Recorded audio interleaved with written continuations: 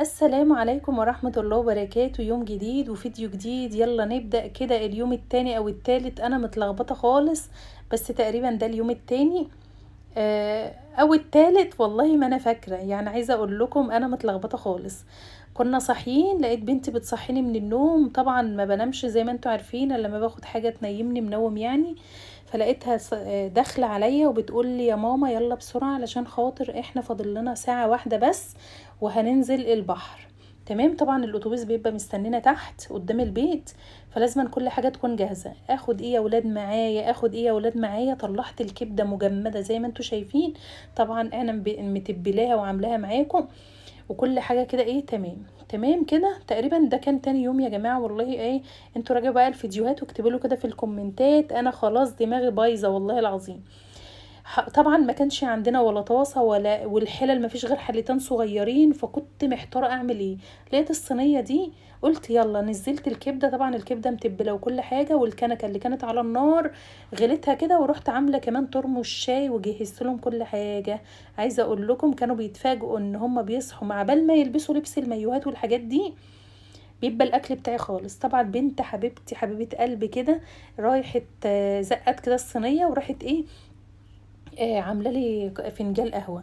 عايزه اقول لكم كان القهوه اللي انا جايباها يعني وحشه جدا جدا، بس يلا بتقضي الغرض يعني. بصراحه كانت بتظبط لي دماغي شويه، لان انا بصدع جامد من الشمس والحاجات دي. لو ما كنتش اشرب كوبايه القهوه مش هتظبط، فهم طبعا بيلاقوني متعصبه وعامله فايه فبيلحقوا نفسهم.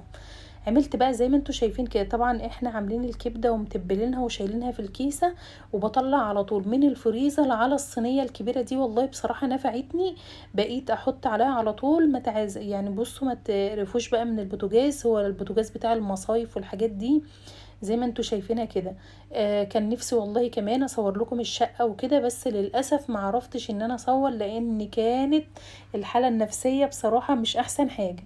فما عملتش ولا الروتين ولا اي حاجه. حتى لما روقت الشقه وكنستها زي ما بعمل والله، يعني كنيس اي كلام كنت بعمل كده. مش عارفه انا كان مالي.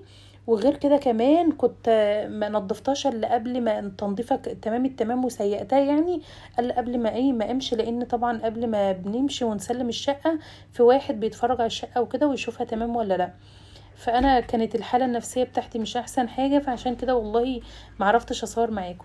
هنا بقى كنت جايبه بطيخه كده. عايزه اقول لكم البطيخه اللي انا جبتها دي، يعني بصوا كانت غاليه جدا وما كانتش حلوه ولا اي حاجه. طبعا انتوا عارفين لو ما كلتوش الحاجه هتوديها فينا هترميها.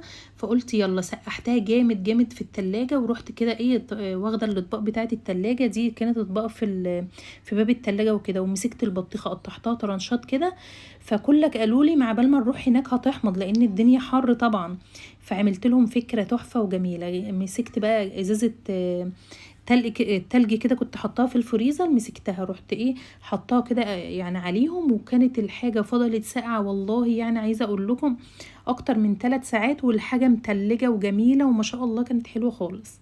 يعني بصوا انتوا كده تقعدوا مع نفسكم وتفكروا وتدبروا وتظبطوا، هتلاقي الحاجة بتاعتكم طلعت جميلة وحلوة الحمد لله. مسكت بقى البطيخه قطعتها كده طرنشات، وعايزه اقول لكم والله العظيم بصوا شوفوا شكلها مرمل وحمرا وحلوه ازاي، بس بصراحه طعمها ما كانش احسن حاجه.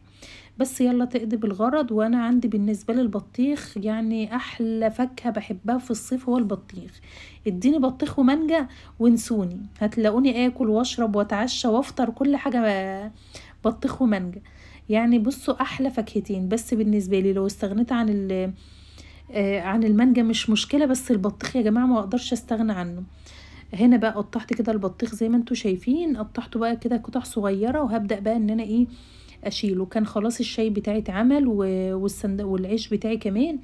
الاكل بتاعي لفيته لفه كويس كده الكبده وكده. قلت علشان لو جاع ولا حاجه بعد ما يطلعوا من البحر وكده يبقى كل حاجه جاهزه. عايزه اقول لكم كان على الشط والاكل كان سخن نار والبطيخ كان تلج. يعني بصوا افكار افكار. احط كده هرص كده في الكيسه زي ما انتوا شايفين. مش عارفه بقى حته التلج وانا بحط بنت ولا لا. وبعد كده بقى جبت ايه ازازه ميه تلج كده من الفريزر ورحت حطاها هنا. بقى بقول لكم انا شربت القهوه الحمد لله. هنا بقى نزلنا في العماره تحت كلنا كده. الفوق بتاعنا كله اللي معانا يعني نزل طبعا، علشان الاتوبيس كان مستنينا بره. عايزه اقول لكم قمه الانبساط بالنسبه للاطفال، حاجه كده فاخر من الاخر، العيال بتبقى مبسوطه. هنا بقى خلاص كده كله بقى هيركب الاتوبيس وكده جاهزين رايحين خلاص على البحر. انا نفسي والله اخدكم معايا في كل حته وبشارككم في كل حاجه احنا بنعملها. اتمنى يعجبكم الفيديو يا ولاد، واكتبوا له كده ايه رايكم والاماكن اللي انتوا بتروحوها. رحتوا فين قبل كده؟ احنا يعني كل سنه بنروحوا مطروح، كنا الاول بنروحوا اسكندريه او الغردقه. فالنوبه دي انا بحب بصراحه مطروح عن اي بلد، لانها بحس ان هي جواها هادي شويه ومش حر جامد زي بقيه الاماكن. انا فانتوا قولوا لي بقى إيه الاماكن اللي انتوا بتروحوها. خلاص كده كنا وصلنا خلاص الايه الشط اللي احنا رايحينه، والشط ده اللي كنا رايحينه كان اسمه ايه؟ كيلو بطرة. نزلنا الأول حمام كيلو بطرة وتمشينا كده مع بعض كده وكنا واتبسطنا هناك، وبعد كده ايه نزلنا حمام بعدها بقى بحر تاني. يعني زورنا الأول حمام كيلو بطرة ونزلنا، بس بصراحة عايزة أقول لكم يعني حصلت تربات كده، فالحمد لله يعني اليوم عدى والعيال أهم حاجة اتبسطت. أنا بالنسبة لي اولادي ادم اتبسطت خلاص. شوفوا الجو عامل ازاي، شوفوا السما والبحر والتدرجات بتاعه الالوان، حاجه كده فاخر من الاخر. سبحان المبدع يا جماعه، سبحان الله، حاجه كده جميله جميله ما شاء الله. كان يوم حلو خالص، والبديع يعني سبحان الله، سبحان البديع كده، حاجه كده جميله. هنا الممشى بقى اللي انت بتمشيه لغايه ما توصلي الحمام. بس بقى كان نفسي والله اصور لكم الحمام من جوه، بس حصلت والله يعني عايزه اقول لكم جوزي يعني تعب شويه فما كملتش بصراحه. ده المشي اهوت اللي احنا رايحين، عايزه اقول لكم مشي كله ازاز كده وتحتك الميه، حاجه كده فاخر من الاخر. انا كنت بقى بصور وداخله بقى على اساس ان انا هوريكم كل المكان كده من جوه.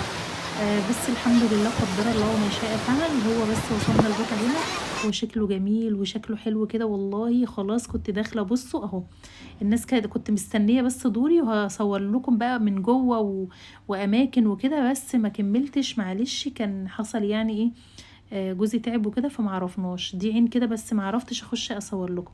بعد كده بقى وريتكم الشاطئ اهوت واحنا رايحين.